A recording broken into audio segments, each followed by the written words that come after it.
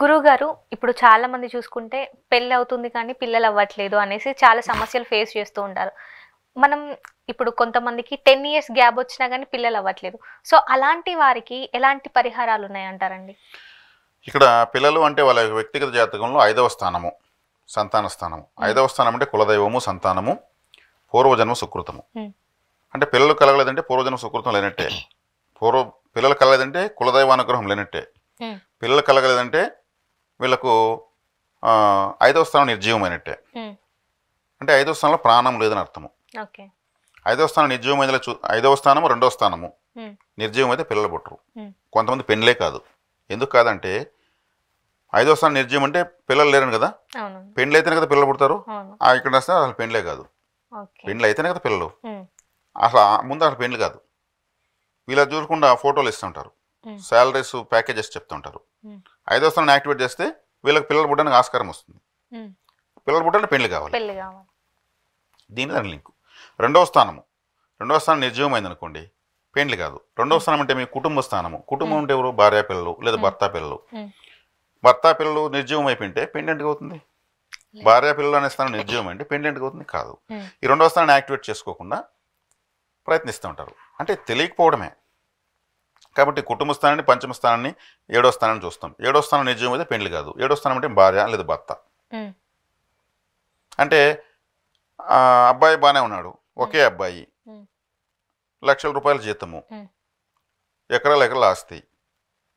అమ్మాయి వస్తే కూడా ఉద్యోగం చేసుకుంటుంది, ఎక్కడో ఉంటారు, అత్తమామలు కూడా చూసే పని లేదు, ఎప్పుడో ఒకసారి వస్తారు పోతారు, సుఖవంతమైన జీవితము. కానీ ఎందుకు ఆ అమ్మాయికి నచ్చలేదు. ఆ అమ్మాయికి అతను నచ్చడు, అన్నీ బాగానే ఉంటాయి, నాకెందుకు నచ్చలేదు. ఆ అమ్మాయికి తెలియదు అతనికి 7వ స్థానం నిర్జీవమైనదని. ఏ అమ్మాయి నచ్చడం లేదు, కానీ అబ్బాయి బాగున్నాడు. 7వ స్థానం అంటే ఇతను ఇంకొకరి జీవిత భాగస్వామి కావాలా. 7వ స్థానం నిర్జీవిత అమ్మాయి ఇంకొకరి జీవిత భాగస్వామి కావాలా. అమ్మాయి బాగానే ఉంటుంది, నచ్చరు, తను ఎవరు నచ్చడం లేదు, నాకన్నా చిన్న వాళ్ళకి పెళ్ళి అయిపోతుంది. అంటే 2, 5, 7 వివాహానికి, సంతానానికి, అనురాగానికి, ఆప్యాయతలకు స్థానాలు ఇవి.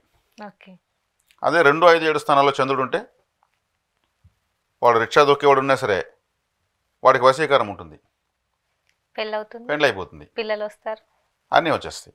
అదే 2, 5 స్థానాలు చెప్పినట్టు వైనాశకం, నిర్జీవం ఇలా ఉన్నాయంటే ఎంత ట్రై చేసినా పెళ్ళి కాదు, ఎక్కడో చోట తేడా కొడుతూనే ఉంటుంది. అది కాబట్టి ఈ స్థానాలు చూసుకోవాలి. పిల్లలు పుట్టడం లేదని 5వ స్థానం నిర్జీవం అని అర్థం. కులదేవత ఆరాధన వదిలేసి వీళ్ళు ఎక్కడో పోయేసి ఫలాభిషేకాలు చేస్తుంటారు. ఫలానా గుళ్ళు మా అబ్బాయి పేరుతో అన్నదానం చేపించాము, అయినా ఫలితం రాలేదు. కులదేవతను ఆరాధిస్తే చాలు. కులదేవత ఎవరో తెలియదు అనే వాళ్ళు ఎక్కువ ఉన్నారు ఇప్పుడు. ఇంటి దేవుడినే మర్చిపోయినారు అన్నమాట, అసలు తెలీదు. తెలియనప్పుడు ఆ దేవత ఎందుకు వీళ్ళకి సహాయం చేయాలి? ఈ కులదేవతాచారము యుగ యుగాలుగా ఉంది. ఈ మధ్యకాలంలో అందరూ మర్చిపోయారు. కులదేవత అంటే మాకు వెంకటేశ్వర స్వామి అంటున్నారు, నరసింహస్వామి అంటున్నారు, వాళ్ళు యుగదేవతలు. కులదేవత అంటే ఈ కులానికి మాత్రమే. కులదేవతలకు ఆలయాలు ఉండవు.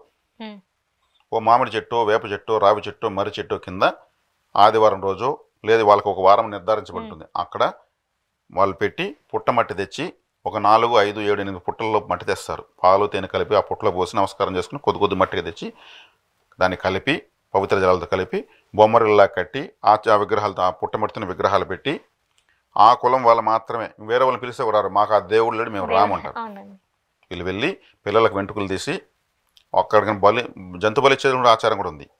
నల్ల కోడి, నల్ల మేకపోతు ఇట్లా బ్లాక్ కలర్ ఉండే తీసుకెళ్ళి వాటిని బలిచ్చి నైవేద్యంగా సమర్పించి అక్కడే వండి మొత్తం తినేసి వస్తారు. అప్పటి వరకు వాళ్ళని శత్రువులాగా చూస్తుంటారు ఊళ్ళో వాళ్ళంతా. వాళ్ళ ఇంటి దేవుడు పెట్టి ఆ పక్కడే పోవద్దండి, మనకు లేదు ఆ దేవుడు అంటుంటారు. అంత శక్తివంతంగా ఉంటుంది ఆరాధన.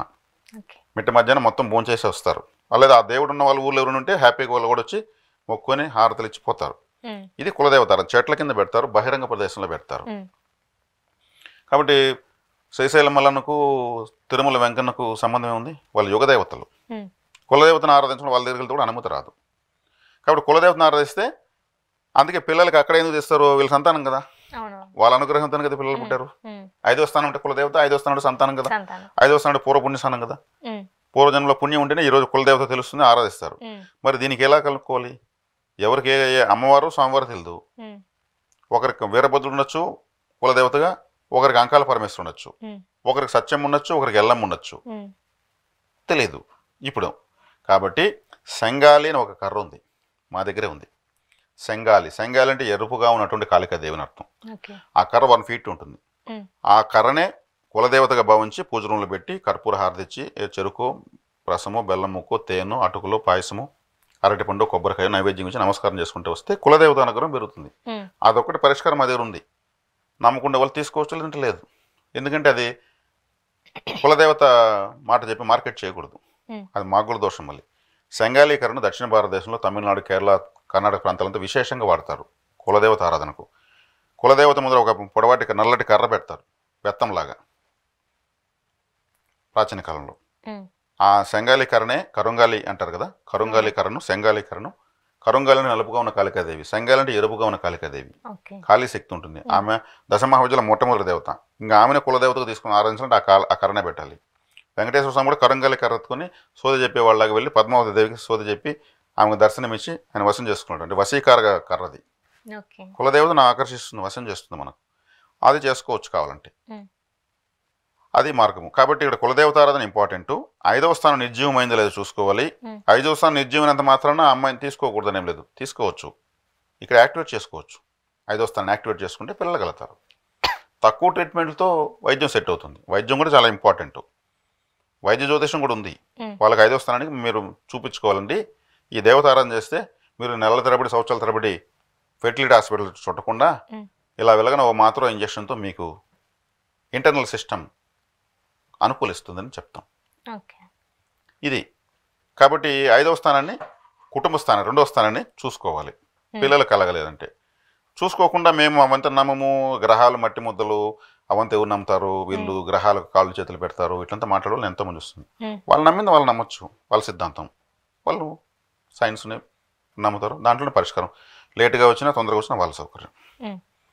శాస్త్రపరంగా మేము వచ్చి ఇక్కడ దేవతారాధన స్పష్టంగా ఇస్తాం, తీసుకోవచ్చు.